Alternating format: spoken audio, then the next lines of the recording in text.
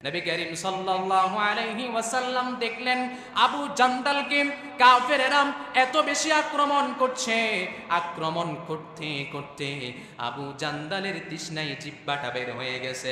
রাসূল আবু জান্দালের দিকে তাকিয়ে বললেন, এ আবি জান্দাল ইসবির ওয়াহতাসিব, ও আবু জান্দাল আরেকটু সহ্য করো, আরেকটু ধৈর্য ধারণ করো, আল্লাহর জমিনে আল্লাহ বিজয় দান করবেন ইনশাআল্লাহ। এভাবে করে আবু জান্দালকে আল্লাহর রাসূল সাল্লাল্লাহু আলাইহি ওয়াসাল্লাম সান্ত্বনা দিচ্ছেন। আবু জান্দাল রক্তাক্ত হয়ে জমিনে পড়ে আছেন। এমত অবস্থায় রাহমাতুল লিল আলামিন এই অবস্থায় দেখে আমাদের নবী খুব মর্মাহত হয়েছেন। রাসূল বলছেন, আমি আবু জান্দালকে ফিরাতে পারলাম না। ও আমার ভাইরা, আল্লাহ তাআলা রাসূলের উপর আগেই তো বলে দিয়েছেন, ফাতহান কারিবা, ইয়া রাসূলুল্লাহ, আপনাকে যেই বিজয় আমি আল্লাহ দান করব সেটা সবার আগে সবচেয়ে কাছে চলে এসেছে। সুবহানাল্লাহ বলে। যেই জমিনে মুসলমানদের রক্ত ঝরে, সেই জমিন কখনো অমুসলিমরা দখল করতে পারবে না। একটা কথা আমি প্রায় বলি, গর্ভবতী মায়ের পেটের ব্যথা যত বেড়ে যায়, নতুন মেহমান ঘরে আসার সময় তত ঘনাতে থাকে।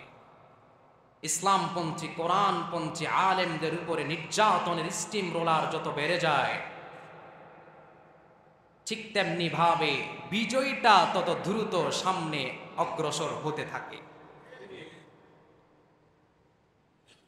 আমাদের দেশে গণ অভ্যুত্থান হয়েছে, কিন্তু বাংলাদেশে আরেকটি গণ অভ্যুত্থানের আমরা স্বপ্ন দেখছি, সেটা হচ্ছে ইসলামী জাগরণ, কোরআনী জাগরণ। আমরা চাই কি চাই না? চাই কি চাই না? চাই না কারা জানেন? যারা সুদখোর, গাঁজাখোর, দুর্নীতিবাজ, জেনাখোর, তারা চায় না। কারণ চুরি করলে হাত কাটবে, এটা কোরআনের আইন। জেনা করলে পাথর মেরে হত্যা করবে, এটা কোরআনের আইন। তো কোরআনের আইন যখন প্রতিষ্ঠা হয়ে যাবে, চোর বাংলাদেশে থাকার সম্ভাবনা আছে? টেন্ডারবাজি বাংলাদেশে থাকার সম্ভাবনা আছে? চাঁদাবাজি বাংলাদেশে থাকার সম্ভাবনা আছে? তো আল্লাহর জমিনে আল্লাহর দিন কায়েম হোক, আল্লাহর জমিনে কোরআন দিয়ে রাষ্ট্র চলুক, এটা চাই না তারা যারা টেন্ডারবাজ, চাঁদাবাজ, সমাজে বদমাশি করে, তারাই চাই না। ঠিক কিনা বলে? মুসলমানরা তো চাইতেই পারে, কারণ তাদের মনে ভয় নেই। আল্লাহ তাআলা আমাদের দেশকে কোরআনের রাষ্ট্র হিসেবে কবুল করুন। আর একটু জোরে বলেন আমি। আমার প্রিয় ভাইয়েরা, এই দেশ আমার দেশ, আপনার দেশ, সবার দেশ। এই দেশে কোনো দলমত নাই। আপনি দলমত পার্থক্য করতেই পারেন। যখন কোরআন আমি ধরবো সামনে, কেউ যদি বলে আমি এই কোরআন মানি না, তার ঈমান আছে? কথা বলেন, আছে? কেউ যদি বলে এই কোরআন দিয়ে রাষ্ট্র চলুক, আমি চাই না, তার ঈমান আছে? আমাদের এমন মন মানসিকতা তৈরি করতে হবে, এমন স্বপ্ন আমাদেরকে দেখতে হবে, যেই দল করি কোরআনের বিরুদ্ধে আমার দল যদি একটা আইন বাস্তবায়ন করে, আমি সেই দলকে লাথি মারি। আল্লাহ এবং তার রাসূলের জন্য আমরা সবাই ঐক্যবদ্ধ হয়ে যাব। ঠিক কিনা বলে? এমন মন মানসিকতা তৈরি করতে হবে। প্রিয় আল্লাহি ওয়া বারাকাতুহু।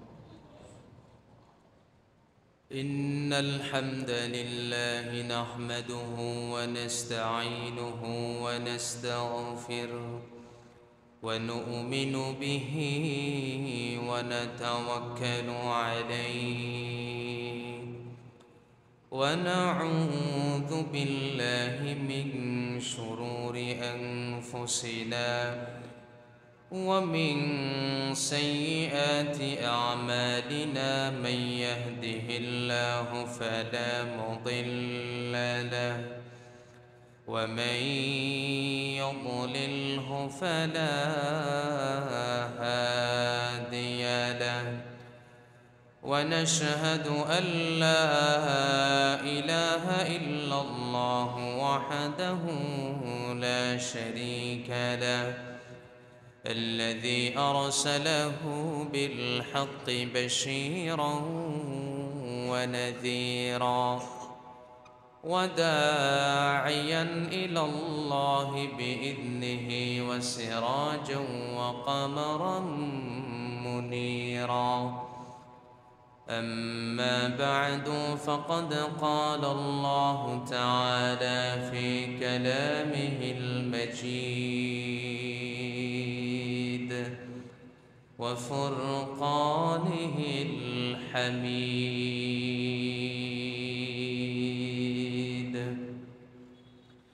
সবাই জবান খুলে পড়ি আউযু বিল্লাহি মিনাশ শাইতানির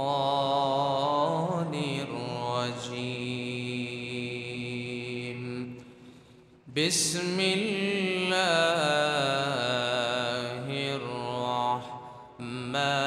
রাহমানির রাহিম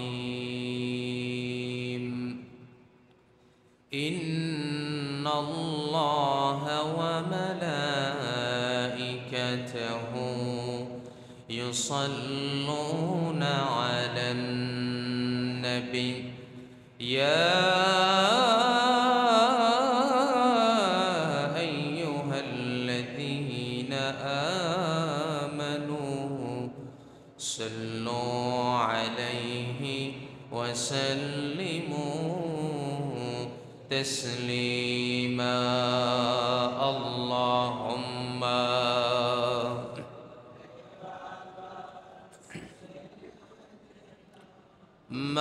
مولانا محمد وعلى آل سيدنا مولانا কঠিন হাসরের ময়দানেতে কেউ তো কারো হবে না উম্মতি উম্মতি বলে ডাকবেন প্রিয় নবী মুস্তাফা আল্লাহুম্মা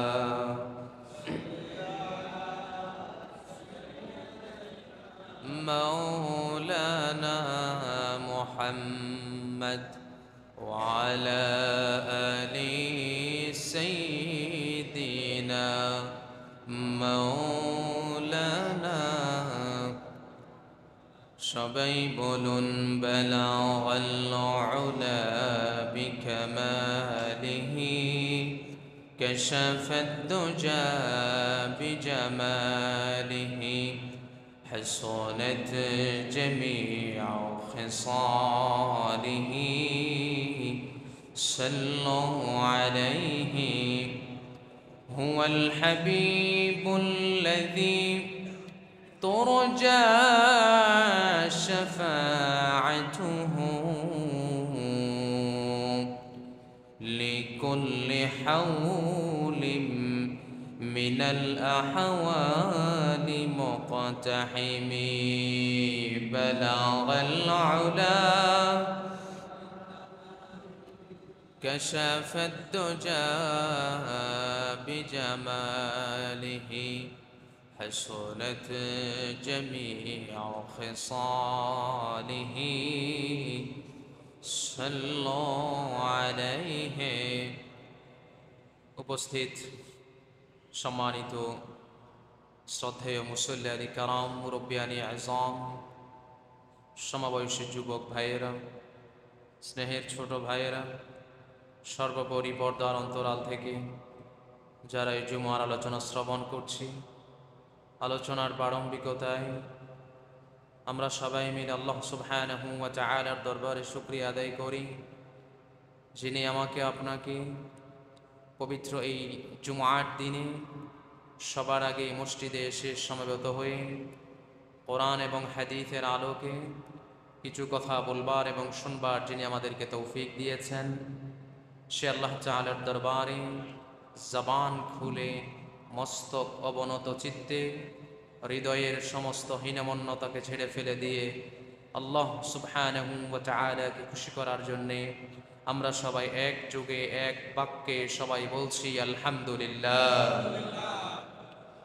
লক্ষ কোটি দুরুদ এবং সালামের হাদিয়া পেশ করি আমাদের নবী রহমাতুল লিল আলামিন নবী মুহাম্মদুর রাসূলুল্লাহ সাল্লাল্লাহু আলাইহি ওয়াসাল্লামের রওজা আতহারে আল্লাহুম্মা সাল্লি ওয়া সাল্লিম ওয়া বারিক আলা নবিয়িনা ওয়া সাইয়্যিদিনা ওয়া হাবিবানা ওয়া মাওলানা মুহাম্মদ। সম্মানিত মুসল্লিয়ানে কেরাম, আমরা রসুলের জীবনীর এই শিরোনামে ধারাবাহিক আলোচনা করছি। এক এক করে আজকে আমরা 15তম পর্বে উপনীত হয়েছি। আশা রাখছি আর সর্বোচ্চ 14 থেকে 15 পর্বে আমরা রসুলের জীবনী সমাপ্ত করব ইনশাআল্লাহ। গত জুমআতে আমরা নবী করিম সাল্লাল্লাহু আলাইহি ওয়াসাল্লামের খুব কাছের স্ত্রী মা আয়েশা সিদ্দিকা আত-তাহেরা রাদিয়াল্লাহু আনহা, যিনার বিষয়ে কাফেররা যে একটি অতর্কিত ভিন্ন মত মানুষের কাছে সমাদৃত করেছে, আমরা এই বিষয়ে আলোচনা করেছিলাম, যেটা ইফকের ঘটনা নামে পরিচিত। আল্লাহ তাআলা যদি আজকে আমাদেরকে তৌফিক দেন, ইফকের ঘটনা থেকে হুদায়বিয়ার সন্ধি পর্যন্ত এই বিষয়ে এতটুকু পর্যন্ত আমরা স্বল্প সময় আলোচনা করবার চেষ্টা করব। আল্লাহ তাআলা আমাকে বলার এবং আপনাদেরকে শুনবার তৌফিক দান করুন, আমিন। প্রিয় ভাইয়ের, আপনারা জানেন যখন ইফকেরই ঘটনা ঘটেছে তার সাথে সাথেই নবী করিম সাল্লাল্লাহু আলাইহি ওয়াসাল্লাম তিনি স্বপ্ন দেখলেন যে তিনি কাবা মুকাররমা তিনি তাওয়াফ করছেন এবং তিনি কাবাতে গিয়েছেন এবং সেখানে তিনি গিয়ে মাথা মুন্ডন করছেন এবং কোরবানি করছেন। এই স্বপ্ন যখন আমাদের নবী করিম সাল্লাল্লাহু আলাইহি ওয়াসাল্লাম দেখলেন, আমাদের স্বপ্ন হচ্ছে স্বপ্ন, নবী রাসূলদের স্বপ্ন নয়, সরাসরি আল্লাহর পক্ষ থেকে ওহী। নবী করিম সাল্লাল্লাহু আলাইহি ওয়াসাল্লাম যখন এই স্বপ্ন দেখলেন, আমাদের নবী রাহমাতুল লিল আলামিন সাহাবীদেরকে নিয়ে পরামর্শ করলেন যে আমার সাহাবীরা, আমি যে স্বপ্ন দেখছি এই স্বপ্ন হচ্ছে আমাকে আল্লাহ তাআলা উমরা করার জন্য আদেশ করেছেন, এই স্বপ্নই আমি দেখেছি। কারণ উমরাতে গেলে মানুষ মাথা মুন্ডন করে, আমি এটা দেখেছি। আর আমি দেখেছি আমি কাবাতে গিয়েছি। আপনারা জানেন নবী করিম সাল্লাল্লাহু আলাইহি ওয়াসাল্লামকে প্রায় অনেক দিন ধরে তিনি কাবাতে যেতে যাচ্ছেন। ওদিকে তো রসুলকে কাবা থেকে বের করে দেওয়া হয়েছিল, রসুল কাবাতে ঢুকতে পারছেন না, তিনি মদিনাতে অবস্থান করছেন। রাহমাতুল লিল আলামিন তিনি বললেন, আমি কাবাতে একটু প্রবেশ করতে চাই। সম্মানিত মুসল্লিয়ানে কেরাম,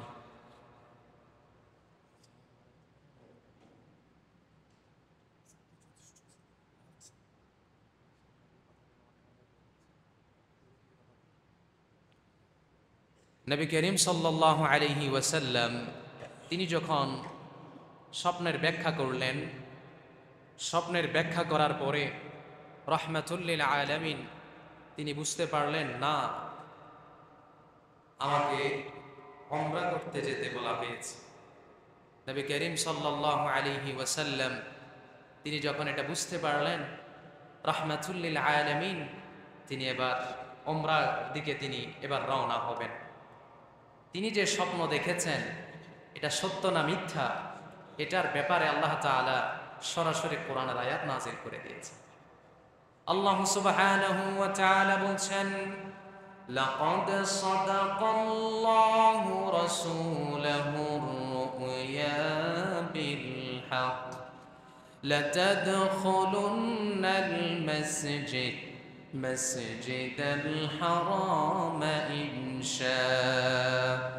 إن شاء الله آمنين محلقين رؤوسكم ومقصرين لا تخافون।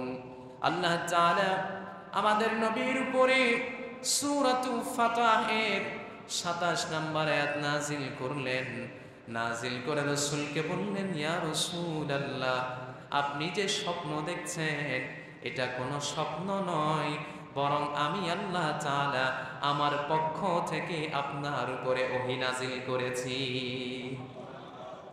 নবী করিম সাল্লাল্লাহু আলাইহি ওয়াসাল্লাম তিনি যখন এই ওহীর কথা জানতে পারলেন, রাহমাতুল লিল আলামিন সাহাবীদের সাথে পরামর্শ করলেন।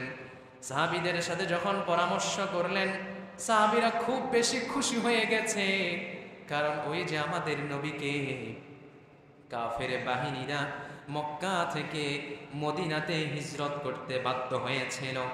নবী করিম সাল্লাল্লাহু আলাইহি ওয়াসাল্লাম দীর্ঘ প্রায় 6টি বছর মদিনাতে অবস্থান করছেন, একবারও নিজের মাতৃভূমি মক্কার মধ্যে যেতে পারছেন না।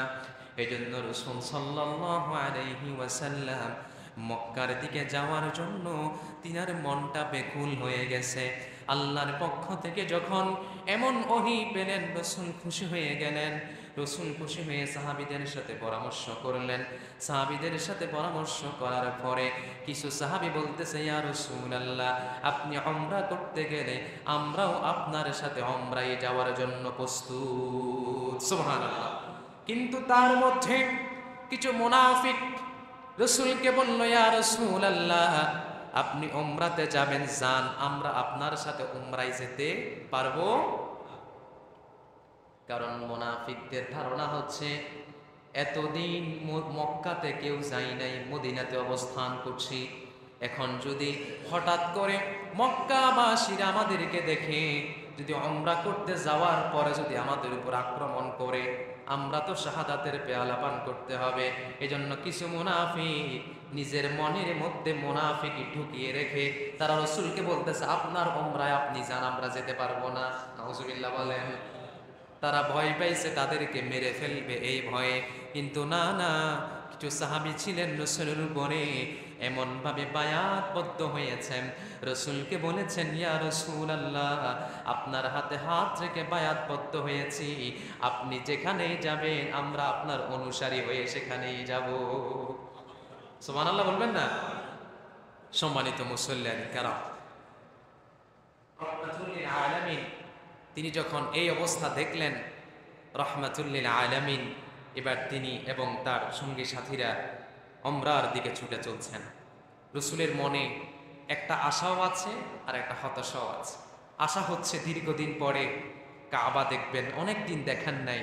আর হতাশা হচ্ছে এদিকে যদি কাফেররা অতর্কিত আক্রমণ করে তাহলে তো অনেকেই শাহাদাতের পেয়ালা পান করতে হবে। আল্লাহ তাআলা সে কথা রাসূলকে সুন্দরভাবে জানিয়ে দিলেন, সায়াকুলু লাকাল মুখাল্লাফুনা মিনাল আ'রাবি শাগালাতনা আমওয়ালুনা ওয়া আহলুনা ফাস্তাগফির লানা। রাসূলকে আল্লাহ তাআলা জানিয়ে দিলেন, ইয়া রাসূলুল্লাহ, আপনার সাথে যারা কাবায় যেতে চায় আপনি তাদেরকে নিয়ে যান, আর যারা মুনাফিকি করে আপনার সাথে যেতে চাচ্ছে না আপনি তাদেরকে নিয়ে যায়েন না, কারণ তারা মুনাফিকির মধ্যেই নিমজ্জিত।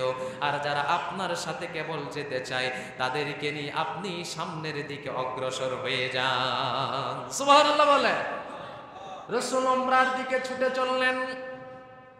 রাহমাতুল লিল আলামিন তিনি যখন উমরার দিকে যাচ্ছেন, তিনি তখন হিজরতের 6 বছর পরে মক্কা থেকে এসেছেন মদিনায়। 6 বছর ছিলেন। 6 বছর থাকার পরে আবার নিজের বাসভূমির দিকে যাচ্ছেন। রাহমাতুল লিল আলামিন তিনি 1400 সাহাবীর একটি কাফেলা তৈরি করলেন রাসূল সাল্লাল্লাহু আলাইহি ওয়াসাল্লামের নেতৃত্বে। 1400 কাফেলা নিয়ে রাহমাতুল লিল আলামিন সবাইকে আদেশ করলেন, ও আমার সাহাবীরা, তোমরা কেউ যাওয়ার সময় ওট নিবে না, ঘোড়া নিবে না, তোমরা সবাই নিজের হাতে হাতে একটা কোরবানির পশু নিবে। কারণ কাফেররা যদি আমাদেরকে দেখে তারা যেন মনে না করে আমরা ঘোড়া নিয়ে যুদ্ধ করতে যাচ্ছি, তারা যেন মনে করে আমরা কোরবানির পশু নিয়ে উমরা করতে যাচ্ছি। সুবহানাল্লাহ। সবাই এক একটি কোরবানির পশু নিলেন। আর সাহাবীরা সবাই কোষবদ্ধ তরবারি নিলেন, অর্থাৎ তরবারির ভিতরে যে তরবারিটা নিয়েছেন সেটা উলঙ্গ তরবারি নেন নাই, কোষবদ্ধ তরবারি নিয়েছেন, ভিতরে প্রবেশ করিয়ে নিয়েছেন। প্রয়োজন হলে বের করবেন, না হলে ভিতরে থাকবে। সবাই ছুটে চললেন। রহমাতুল লিল আলামিন উমরায় যাওয়ার আগে একজন গোয়েন্দা সাহাবীকে পাঠালেন। রসুল আগে পাঠিয়ে দিলেন সাহাবীকে, দেখেন কেমন কমান্ডার ছিলেন আমাদের নবী। আগে রসুল একজন গোয়েন্দা সাহাবীকে পাঠিয়ে দিলেন, বলে আমার সাহাবী তুমি যাও, গিয়ে দেখো কাফেররা কি আমাদেরকে উমরা করতে গেলে আক্রমণ করবে নাকি, গিয়ে দেখো। গোয়েন্দা সাহাবী রসুলের কাছে আসলেন, এসে বললেন ইয়া রাসূলুল্লাহ, আপনি উমরা করার জন্য দীর্ঘ পথ পাড়ি দিয়েছেন, আপনি কি জানেন নাকি কাফেররা সবাই ঐক্যবদ্ধ হয়ে আপনাকে হামলা করার জন্য প্রস্তুতি গ্রহণ করেছে। আল্লাহু আকবার বলে। এই কথা যখন আমাদের রাসূলের কানে চলে আসলো, আমাদের নবী রাহমাতুল লিল আলামিন এবারে তিনি সবাইকে ডাকলেন, পরামর্শ সবার বৈঠক করলেন, সাহাবীদেরকে ডাকলেন, আমার সাহাবী কি করা যায় বলো। রসুল বললেন আমি তোমাদেরকে দুইটা প্রস্তাব দিব। একটা প্রস্তাব হচ্ছে আমরা পিছু না হটে সামনে কাফেরদের সাথে যুদ্ধে অবতীর্ণ হব, আর 2 নাম্বার প্রস্তাব হচ্ছে আমরা পথ পরিবর্তন করে আরেক পথ দিয়ে মক্কায় চলে যাব। সকলের ঐক্যমত্যের ভিত্তিতে বলতেছে ইয়া রাসূলুল্লাহ, আমাদের উদ্দেশ্য তো জিহাদ করা নয়, আমাদের উদ্দেশ্য হচ্ছে উমরা করতে যাওয়া, অতএব আমরা পথ পরিবর্তন করে উমরার দিকে রওনা হয়ে যাই। পথ পরিবর্তন করলেন, পথ পরিবর্তন করে উমরার দিকে রাসূল এবং সাহাবীরা রওনা হয়ে গেলেন। যখন রওনা হয়েছেন, ওদিকে কাফেররা বুঝতে পেরেছে মুহাম্মদ এবং তার সঙ্গী সাথীরা পথ পরিবর্তন করে কাবার দিকে ঢোকার জন্য রওনা হয়ে গেছে। এই কথা যখন শুনছে কাফেরদের মাথা খারাপ, বলে চলো আর আমরা মক্কায় অবস্থান করব না, এবার চলো মুহাম্মদকে লক্ষ্য করে আমরা ছুটে চলি। কাফেরদের বিশাল বাহিনী আমাদের নবীকে লক্ষ্য করে ছুটে চললেন। লক্ষ্য করে যখন ছুটে আসছেন, ঠিক তৎক্ষণাৎ যখন জোহরের নামাজের সময় হয়েছে, রসুলের ইমামতিতে জোহরের নামাজ সবাই মিলে একসাথে আদায় করলেন। একসাথে আদায় করেছেন, আর ওদিকে কাফেররা চিন্তা করতেছে মুহাম্মদ যখন নামাজেই দাঁড়াবে, একসাথে হয়ে আমরা সবাই মিলে মুহাম্মদকে হত্যা করব। নাউজুবিল্লাহ বলবেন না? তারা হত্যার প্রস্তুতি নিতে নিতে আমাদের রসুল নামাজ শেষ করে ফেললেন। তারা আর তাদের ষড়যন্ত্রে সাকসেস হতে পারলেন না। এবার তারা চিন্তা করছে মুহাম্মদ তো একটু করে আসরের নামাজে দাঁড়াবে, তাহলে চলো আসরের নামাজে মুহাম্মদ এবং তার সঙ্গী সাথীদেরকে একসাথে আক্রমণ করব। কাফেরেরা তারা কৌশল করতেছে, তাদের কৌশল আমার আল্লাহ জানে কি জানে না? জানে কি জানে না? আমার আল্লাহ সাথে সাথে এই রাসূলের উপর ওহী নাযিল করলেন। আগেকার যোহরের নামাজে রাসূলের নেতৃত্বে সবাই একসাথে নামাজ পড়েছে, আর কাফেররা চিন্তা করছে যোহরে যেতে পারি নাই, আসর অন্তত মেরে ফেলতে হবে। কাফেররা ষড়যন্ত্র করতেছে, আমার আল্লাহ কৌশল করতেছে। আমার আল্লাহ আল্লাহর নবীর উপরে সরাসরি আয়াত নাযিল করে দিলেন, وَإِذَا ضَرَبْتُمْ فِي الْأَرْضِ فَلَيْسَ عَلَيْكُمْ جُنَاحٌ أَن تَقْصُرُوا مِنَ الصَّلَاةِ ইয়া রাসূলুল্লাহ, আপনি সফরে বের হয়েছেন, আপনি যেহেতু সফরে বের হয়েছেন, আপনি 4 রাকাত নামাজকে 2 রাকাত কসর করে আদায় করবেন। সুবহানাল্লাহ বলবেন না? শুধু তাই নয়, আরো রাসূলকে শিখিয়ে দিচ্ছেন, ওয়া ইযা কুনতা ফীহিম ফাআকামতা লাহুমুস সালাতা ফালতাকুম তাইফাতুম মিনহুম মা'আক ওয়ালইয়াখুযু আসলিহাতাহুম ফাইযা সাজাদু ফালইয়াকুনু।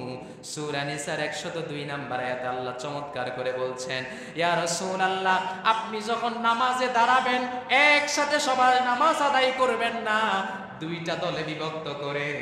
একদল নামাজ আদায় করবেন, আরেক দল পাহারা দিবে, আরেক দল নামাজ আদায় করবে, আরেক দলকে পাহারা দিবে। এই অবস্থা দেখে কাফেররা অবাক হয়ে গেছে, কিরে ভাই, জোহরে তো একসাথে নামাজ পড়ছে, আসরে কেন ভাগ ভাগ হয়ে নামাজ পড়তেছে? এই কারিশমা একজন সত্তার, তিনি কে? আল্লাহ চাইলে কি কেউ কাউকে হত্যা করা সম্ভব? পারল না। এই ষড়যন্ত্র তাদের ব্যর্থ হয়ে গেছে। কিন্তু ষড়যন্ত্র ব্যর্থ হলে এক ষড়যন্ত্রের পরে আরেক ষড়যন্ত্র আছে না নাই? এটা কাদের অভ্যাস? কাফের অভ্যাস। কাফের এবং মুনাফিক, কাফের এবং তারা রাসূলের সাথে আসরের নামাজে আর পারল না। নবী করিম সাল্লাল্লাহু আলাইহি ওয়াসাল্লাম দীর্ঘ পথ পাড়ি দিয়ে যখন হুদাইবিয়া নামক স্থানে রাহমাতুল লিল আলামিন গেলেন, হুদাইবিয়া নামক স্থানে গিয়ে রাসূল সেখানে বসলেন। বসার পরে রাহমাতুল লিল আলামিন তিনার এবং সাহাবীদের বড্ড তৃষ্ণা লেগেছে। দেখা যায় ওদূর একটি কূপ, সেখানে পানি নাই। আল্লামা ইবনুল কাইয়িম রাহিমাহুল্লাহ তিনি খুব চমৎকার করে বলছেন, যখন পানি দেখলো না, সবাই পানির তৃষ্ণায় বিমোহিত হয়ে গেছে। রাহমাতুল লিল আলামিন তিনিও পানি খেতে পারছেন না, পানি নাই। রাহমাতুল লিল আলামিন তিনার ব্যাগ থেকে তিনি একটি তীর বের করলেন, বললেন, এই তীরটা তোমরা কূপের মধ্যে ফেলে দাও। কূপের মধ্যে তীর ফেলে দেওয়ার সাথে সাথে সেখান থেকে পানি বের হওয়া শুরু করে দিয়েছে। সমস্ত সাহাবীরা তৃপ্তি ভরে পানি খেয়েছে, তারপরেও কূপের পানি একটুও কমে যায় নাই।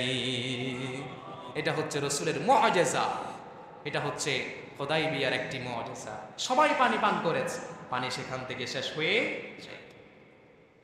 রাহমাতুল লিল আলামিন পানি পান করার পরে এবার সাহাবীদেরকে নিয়ে তিনি পথ পরিবর্তন করে এবার তিনি মক্কার অভিমুখে ছুটে চলছেন, উমরা করবেন এই নিয়তে।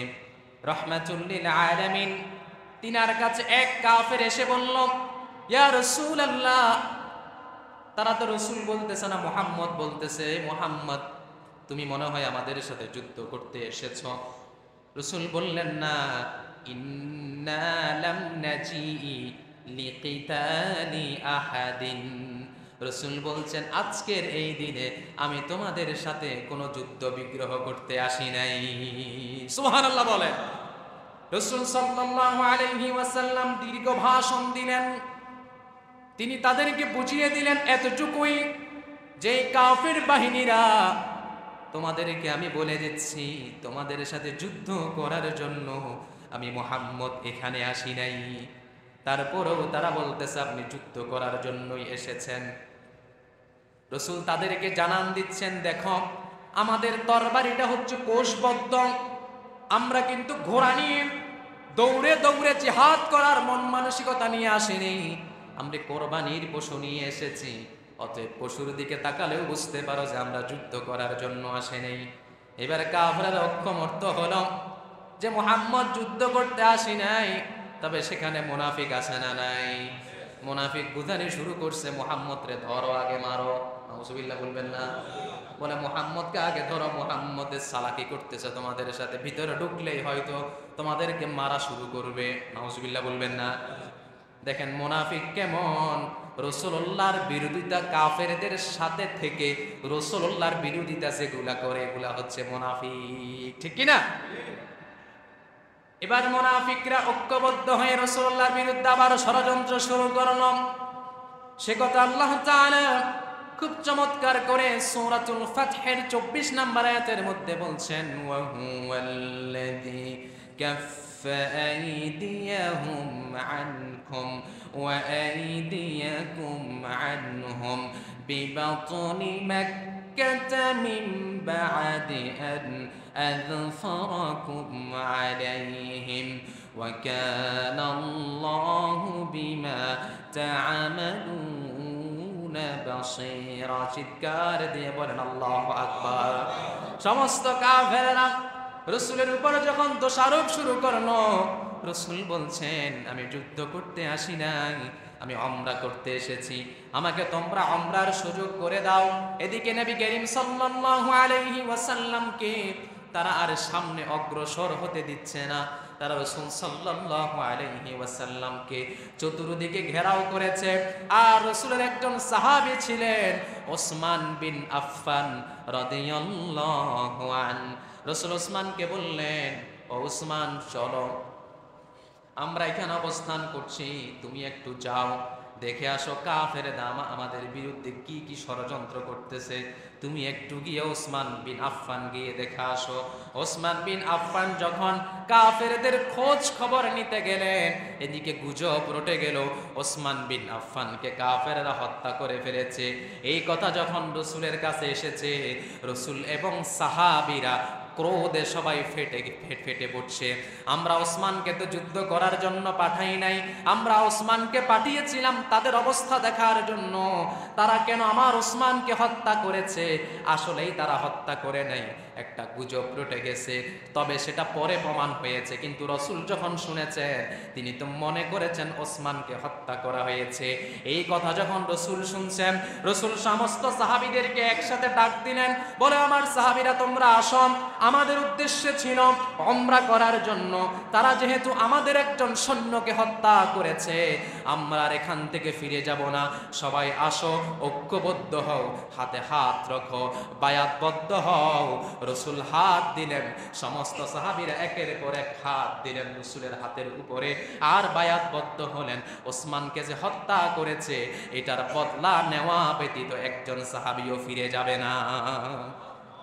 সুবহানাল্লাহ বলবেন না?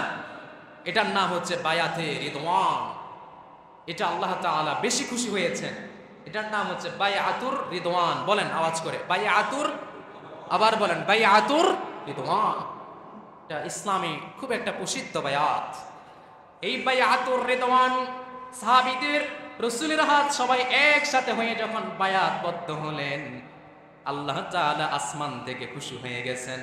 আল্লাহ তাআলা রাসূলের উপর আয়াত নাযিল করলেন, লাকাদ রাদিয়াল্লাহু আনিল মুমিনিনা ইয ইউবাইউনাকা তাহতাশ শাজারা ফাআলিমা মা ফি কুলুবিহিম فأنزل السكينة عليهم وأثابهم فتحا قريبا।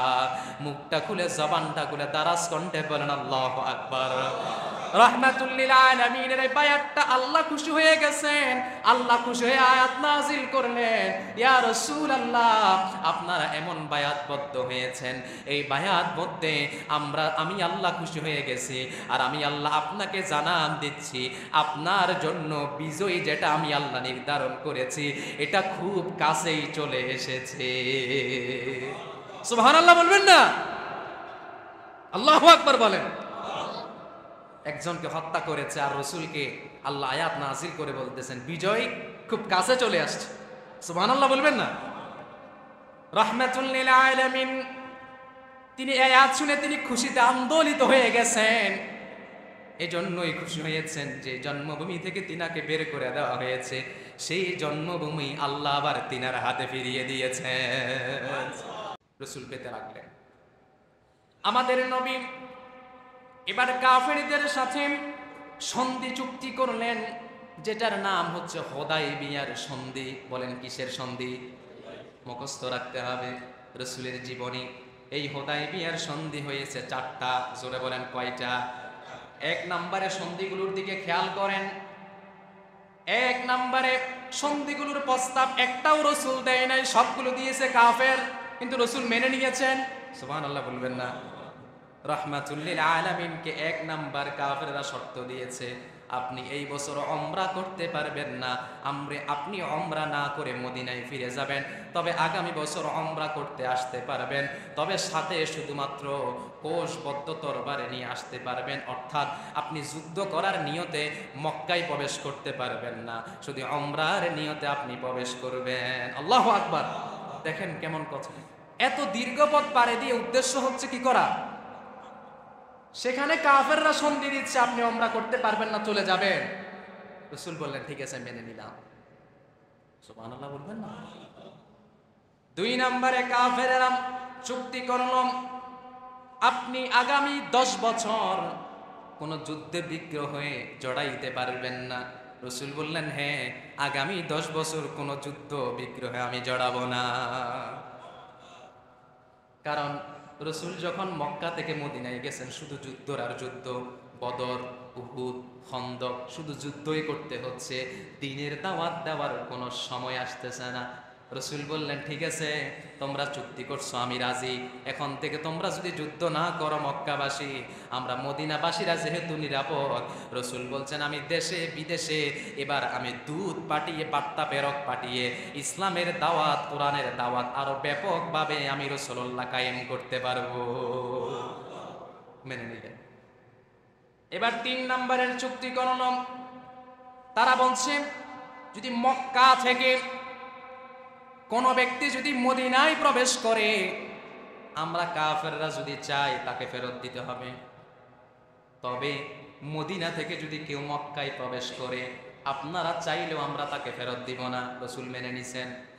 সাহাবীরা প্রশ্ন করতেছে, ইয়া রাসূলুল্লাহ, মদিনা থেকে মুসলমানরা মক্কায় প্রবেশ করলে যদি তাদেরকে ফেরত না দেয়, যদি তাদের উপর আক্রমণ করে কি হবে? রসুল বলতেছে, কোন প্রকৃত মুমিন মদিনা থেকে কখনো মক্কায় যাবে না, কারণ তখন মক্কা বিজয় হয় নাই।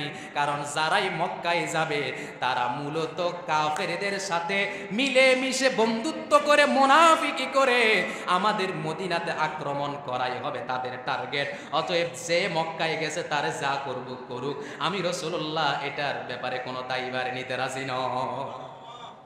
সুবহানাল্লাহ বলবেন না? কাফেরদের সমস্ত কথা রাসূল মেনে নিলেন।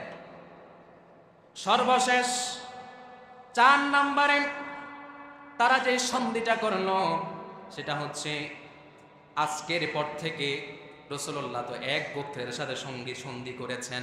কাফেররা বলতেছে আজকের পর থেকে মক্কার মধ্যে, মদিনার মধ্যে অনেক গোত্র আছে, তারা যার সাথে মিশবে তাকে তার সাথে মিশার অনুমতি দিতে হবে। রসুল বললেন, হ্যাঁ, তোমরা দাওয়াত দিয়ে যত ভিড়াইতে পারো কাফেররা ভিড়াও, আমার রসুলের পক্ষে যারা আসতে চায় আসুক। দিন শেষে কাফেরদের সংখ্যা কম, রসুলের সংখ্যা যিনি বাড়িয়ে দিয়েছেন তিনি কে? সুবহানাল্লাহ বলবেন না? আজকের বাস্তবতার সাথে মিলে যাচ্ছে সব। সম্মানিত মুসল্লিয়ানি কেরাম, এবার সন্ধি যেহেতু হয়ে গেছে, এবার সন্ধি লেখার পালা। নবী করিম সাল্লাল্লাহু আলাইহি ওয়াসাল্লাম আলী রাদিয়াল্লাহু আনহুকে বললেন, আলী এদিকে আসো, সন্ধি লেখো। তখন আলীকে বললেন, রাসূলুল্লাহ বললেন, আলী সন্ধির উপরে দিয়ে প্রথমে লিখবা বিসমিল্লাহির রহমানির রহিম। কাফেরদের মাথা খারাপ, কারণ সন্ধি হয়েছে কাফের এবং মুসলমানদের সাথে। তারা বলছে সন্ধির উপর কিসের বিসমিল্লাহ, বাদ দাও।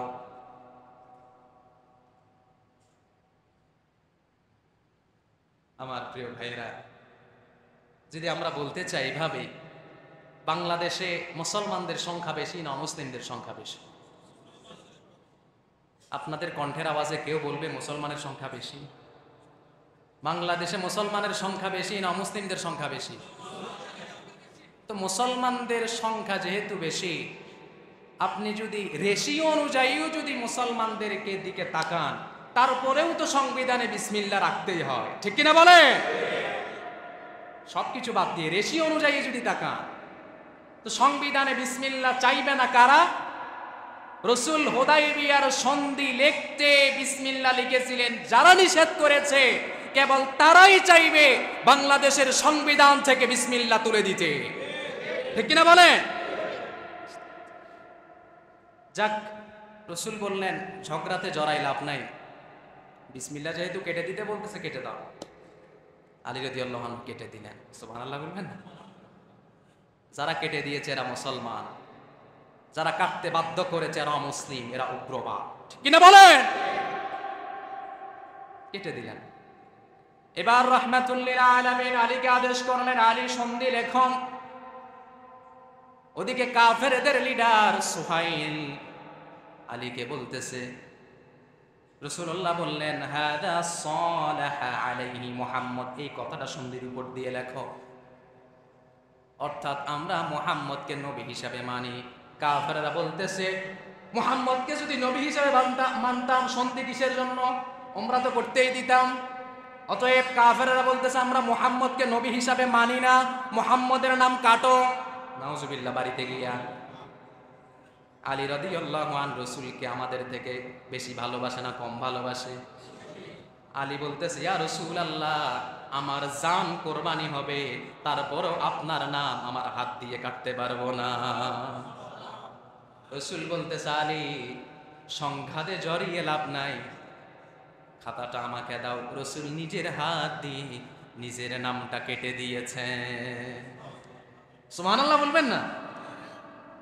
রাহমাতুল লিল আলামিন নিজের হাত দিয়ে নিজের নাম নিজে কাটলেন। তারপরে সন্ধিটা লেখানো হলো। সন্ধি লেখা শেষ হওয়ার আগে আগেই রাসূলের সামনে একজন সবে মাত্র মুসলমান হয়েছে, নও মুসলিম, নাম হচ্ছে আবু জান্দাল। কি নাম বলেন?